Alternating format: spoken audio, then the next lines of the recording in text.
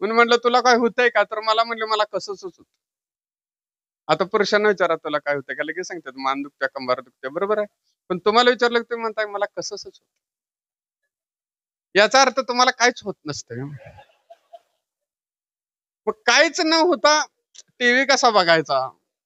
Mobile कसा बघायचा? म्हणून तुम्ही म्हणता कसंच होत. आणि म्हणले मला जरा घशात बी खवखवतंय. तुमच्या बाटलीतलं जरा औषध पिली, तरी मला शंका आलतीच बरं का भावानो. टीव्ही इकडं होता आणि इकडं बघत होतो.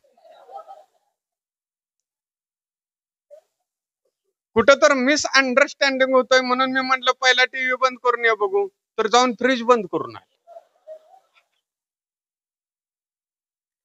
मी म्हटलं दवाखान्यात जाऊया का? तर मला म्हणते सांगली बिंगलीला नको. आता आमचं आयुष्य सम्राट 500 900 खाऊन गेलं.